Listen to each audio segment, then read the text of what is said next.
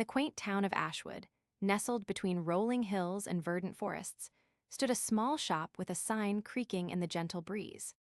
The words Madame Alera's Tailor were etched in elegant letters, beckoning passers-by to enter and experience the artistry within.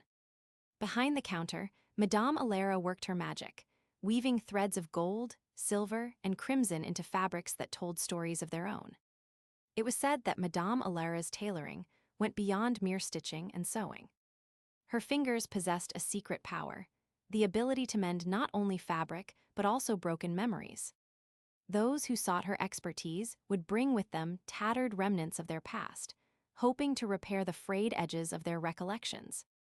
Over time, whispers spread about Madame Alera's extraordinary gift, drawing people from far and wide to sit in her shop, sharing tales of heartache and loss. One day, a young woman named Sophia entered the shop, her eyes red-rimmed from crying. She clutched a small piece of fabric in her hand, its edges frayed and worn. As she began to recount her story, Madame Alera listened intently, her fingers moving deftly as she worked on a dress that required no stitches. "I lost my mother when I was just a child," Sophia said, her voice barely above a whisper. "We were supposed to meet at the park, but she never showed up. I've spent years wondering what happened to her, and now I'm consumed by regret." Madame Alera nodded sympathetically as she worked on the fabric. When Sophia finished speaking, the tailor gently took the piece of cloth from her hand and examined it closely. "This was made from your mother's favorite dress," Madame Alera observed, her voice filled with understanding. "The embroidery here is a family pattern passed down through generations." With a deft motion, Madame Alera threaded her needle and began to sew. The threads glowed softly as she worked, infusing the fabric with a gentle warmth. Sophia watched in amazement as the frayed edges of the cloth began to mend, the tears closing like tiny flowers. As the needle moved in and out of the fabric, Madame Alera wove a narrative of her own, one that wove together threads of love, loss, and longing. She spoke of mothers who had longed for their children, just as Sophia had longed for hers. The tailor's words conjured images of sun-drenched afternoons in parks, the scent of fresh-cut grass and baking cookies wafting through the air. As the story unfolded, Sophia's eyes began to well up with tears once more, but this time they were different. They shone with a soft, golden light. She felt a weight lifting from her shoulders as the memories she thought were lost forever began to resurface.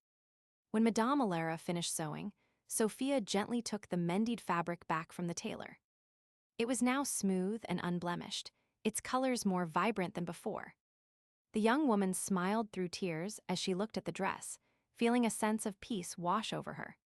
Over the next few weeks, Sophia returned to Madame Alera's shop several times, each visit accompanied by a new piece of fabric to mend. As they sat together, sharing stories and laughter, Sophia began to realize that her memories were not broken, but rather fractured, like delicate glass that needed time to heal. Word of Madame Alera's extraordinary gift spread far and wide, attracting people from all walks of life. There was Marcus, a soldier who had lost his best friend in battle; Rachel, a mother who had struggled to cope with the loss of her child; and Jack, a widower who couldn't shake the feeling that his late wife was still watching over him. Each person brought their own story, their own tears, and their own fabric to mend. Madame Alera listened, her fingers moving deftly as she wove threads of love and heartache into the very fabric of reality. And as they worked together, something miraculous happened. Memories that had been lost for years began to resurface, like flowers blooming in the spring. One day, an old man entered the shop, his eyes cloudy with age. He clutched a small piece of cloth in his hand, its edges frayed and worn. "I want you to mend this," he said, his voice barely above a whisper. "It's my wife's scarf. We got married on her birthday, but she never came home from the war." Madame Alera took the scarf from him, examining it closely. The embroidery was intricate, telling a story of love and loss.